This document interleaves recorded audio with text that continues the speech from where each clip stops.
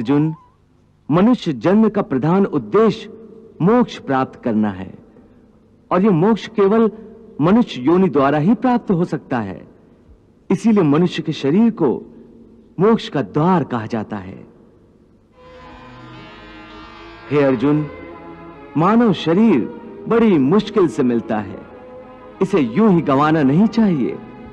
देवता भी मानव शरीर की आकांक्षा करते हैं, परंतु मनुष्य की विडंबना यही है कि वो इस शरीर को अर्थात मोक्ष के अवसर को गंवाता रहता है।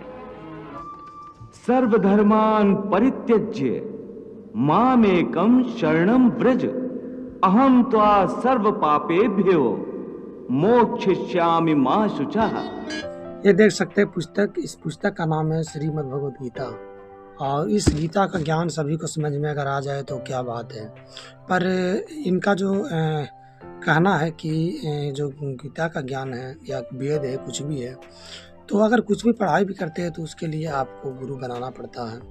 तो बिना गुरु का ज्ञान नहीं होता। भले ही आप कितना ही पढ़ ले, जिसे कहते हैं ना, वेद पढ़े पर भेद न जाने, वाचे पुराण अठारा, और पत्थर को पूजा करे और भूले सृजनहारा। सभी लोग जो कि पत्थर को पूछ पूछ कर मत्था रगड़ते हैं और कहते हैं कि हे परमेश्वर, हे भगवान, हे मालिक, हे परमात्मा, आप दया करना। पत्थर को कहते हैं कि दया करना।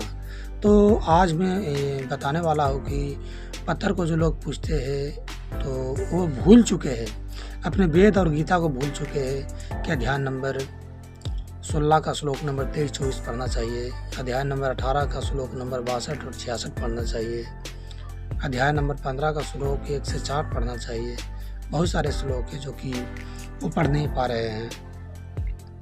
तो उस तरफ उनको ध्यान नहीं देकर गलत साधना करके अपने आप को मतलब कि खड्डे में गिरा रहे हैं। इस तरह से उन लोग अपने मतलब मनुष्य जन्म को बर्बाद कर रहे हैं। तो सही शास्त्र को सही से जाने, जैसे गीता जी में लिखा हुआ है, कहीं पर भी मतलब कि पत्थर की पूजा के बारे में नहीं लिखा है और पत्थर के पूछ कर उनको दम भगवान ही बना दिए हैं, क्या कहें।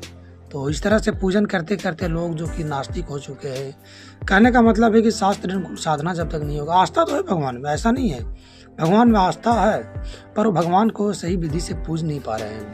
भगवान का जो पूजने का विधि होता है, भक्ति करने का जो तरीका होता है, वो नहीं कर पा रहे हैं। भले ही हिंदू के जो कि घर में रखा पाता है गीता जी वेद, मतलब मिल जाएगा।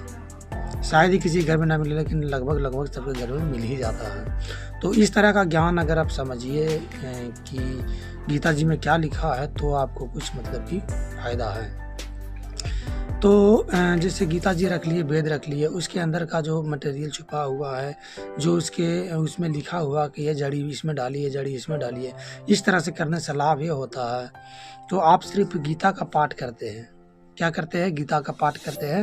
ये जैसे कि गीता जी है वाला, ये गीता जी है, इसको पाठ करते हैं कि मतलब बस इसका पाठ कर दिए, रोज 1 श्लोक 2 श्लोक कर दिए, 1 अध्याय पढ़ दिए, तो आज का मतलब पूरा हो गया। नहीं, इसको समझना है, इसको समझकर इस पे मतलब कि अमल करके इस पे चलना है, इसके अनुसार भक्ति करना है, तो जाके हम सभी को लाभ होगा। शास्त्र विरुद्ध साधना करने से कोई लाभ होने वाला नहीं है।